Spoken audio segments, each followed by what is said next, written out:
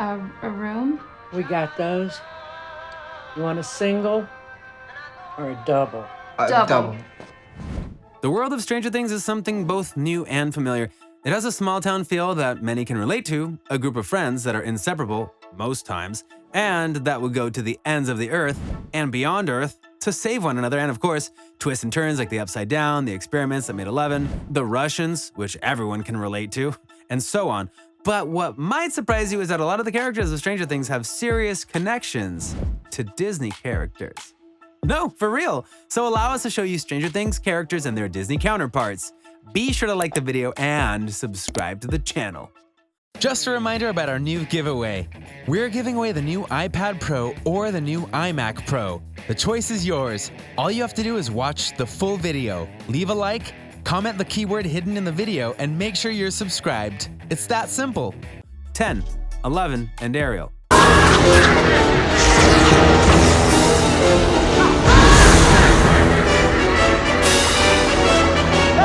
See what we did there? Let's start out with easily the biggest fan favorite character in Stranger Things, 11. This character came out of nowhere in many respects and won over many because of the performance of Millie Brown. But you might be wondering, how is she like Ariel from The Little Mermaid?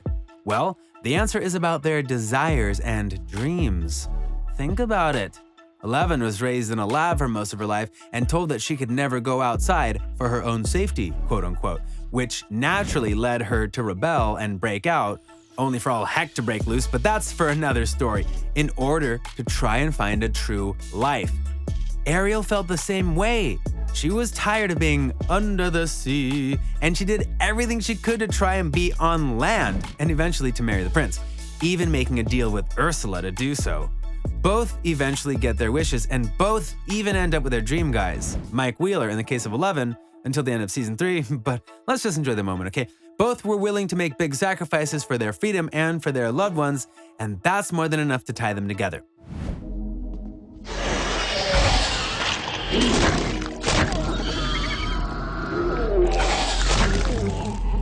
Nine, Mike and Mowgli. Ka!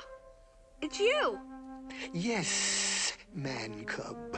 This one may seem far-fetched, but just give us a second to explain, okay?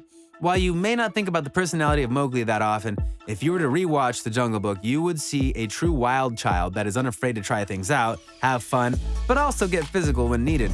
He answers to no one and isn't afraid to rebel against authority at times. Gee, that sounds like Mike Wheeler a bit, doesn't it? Despite sometimes seeming wimpy, Mike is a force to be reckoned with when the chips are down. He was the one who knocked down the bully after they made fun of Will after he was kidnapped. He was the one who was steadfast in his belief that 11 was alive and refused to give up on her. He is one of the first people to run into danger, voice a plan, or say when a plan is bad. Mike Wheeler, like Mowgli, is tougher than people give him credit for. Awesome cook. She can make you whatever you like. Eggos? Well, yeah, Eggos, but real food too. 8, Dustin and young Simba. Two turtle doves have no choice. It's a tradition going back generations. Well, when I'm king, that'll be the first thing to go. Yes, we made sure to say young Simba here because there's a key distinction. Simba plays two different roles in The Lion King, as the would-be king who would rather have fun and adventures, rather than be weighed down with burdens, and the king who must rise up to save his home. While we likely won't know what adult Dustin will be like, it's very easy to see that he and young Simba are truly cut from the same cloth. Playful, precocious, adventurous, these two boys are all and more. They're the first ones to race towards something even if it's dangerous. Simba went to the elephant graveyard without any fear, and Dustin kept a Demogorgon and named it after a musketeer. They have intense personalities, considering their firm belief in the differences between right and wrong, regardless of how others might perceive their actions. And if you recall, right before the snowball in season 2, Dustin was getting a pep talk from Steve about slaying the ladies, and Dustin replied, like a lion. See, this guy gets it. And you're gonna slay him dead. Like a lion. Don't do that, okay? Okay. 7, Nancy and Mulan.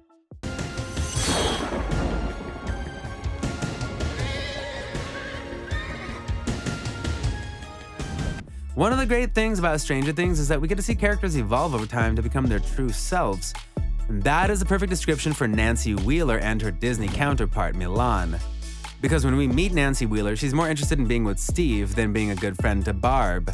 And when Barb vanishes, she turns a new leaf and helps the Hawkins crew try and figure out what happened to her and Will and beyond, even forcing Jonathan to get involved.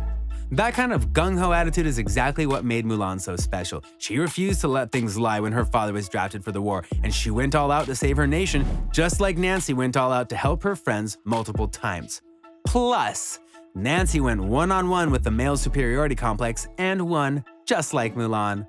Like that would be pretty amazing. 6. Steve and Mama Imelda. Well, we never made it to the ofrenda. What? We ran into We promise the connection is there. Calm down.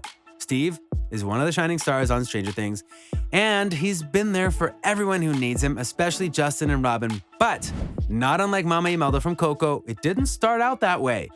Because not unlike Nancy, Steve was more worried about himself and his own beliefs and desires than caring about others and what they wanted.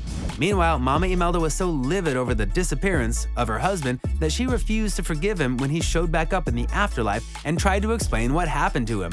Hint, he was murdered.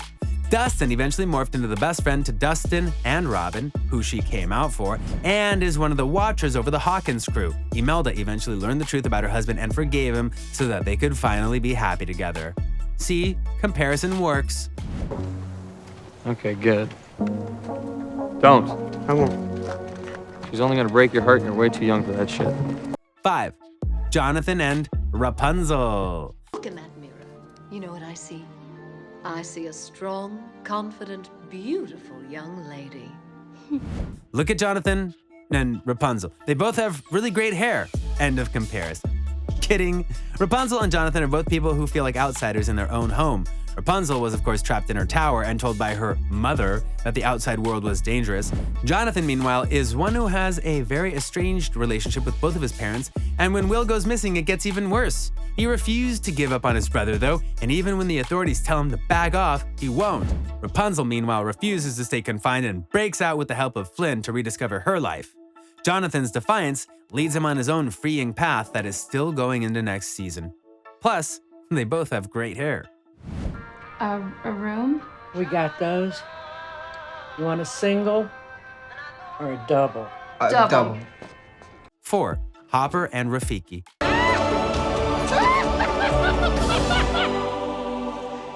It is time.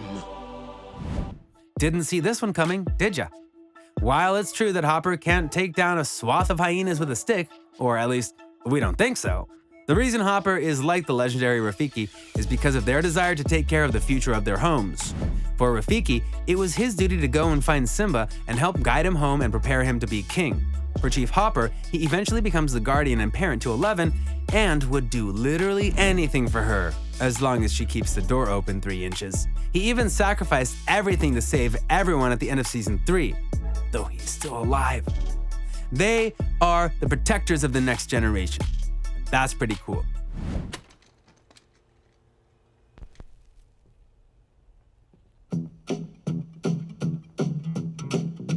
3. Will and Jasmine. Very sorry.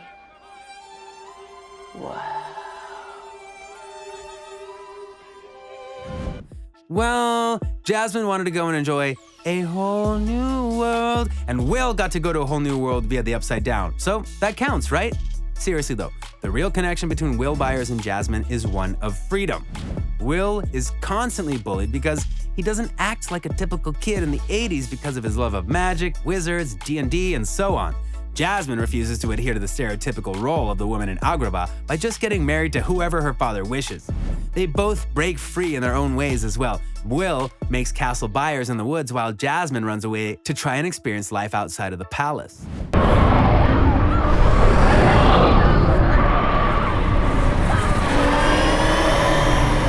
2. Joyce and Elsa.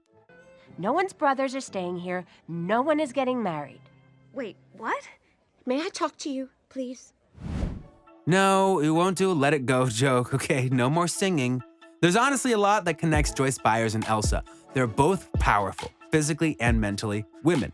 who don't take no for an answer at times. Joyce's rants have proven that. And for them, family is always the first priority. Elsa locked herself away to save Anna from the powers she had, and Joyce would do anything for her boys, even if it means harming herself or others. While there have been men in their lives, they're never second fiddle. And when it comes time to move on, they'll do so. Like when Hopper died and Joyce moved her family away because she had to let it go. Okay, we lied. Moving on. Mine! But God help me, I will keep these lights up until the day I die if I think there's a chance that Will's still out there. 1. Lucas and the Beast. The castle is your home now, so you can go anywhere you like, except the West Wing. What's in the West? It's forbidden! Confused? Don't be. It's rather simple. The Beast, because of his condition and curse, refuses to mingle with the outside world that hates him, and when Belle and her father come around, he's not exactly the nicest being ever. Which brings us to Lucas, who armors himself against anyone who isn't his 3 best friends. When 11 comes around and becomes part of their group, he's not happy, and it takes forever for him to warm up to her, even accusing her of breaking up the group. You don't want us to reach the gate? You don't want us to find Will? Lucas, come on, seriously, just leave her alone. Admit it. Admit it! So, what do you think? What do you think of this look at Stranger Things and the various characters from Disney and Pixar that they pretty much line up with? Do you agree with some of these comparisons? Do you think that some are a bit of a stretch? Do you think there are better comparisons to be made for the characters? Let us know in the comments below. Be sure to subscribe, and we'll see you next time on the channel. Just a reminder about our new giveaway. We're giving away the new iPad Pro or the new iMac Pro. The choice is yours. All you have to do is watch the full video, leave a like, comment the keyword hidden in the video, and make sure you're subscribed. It's that simple.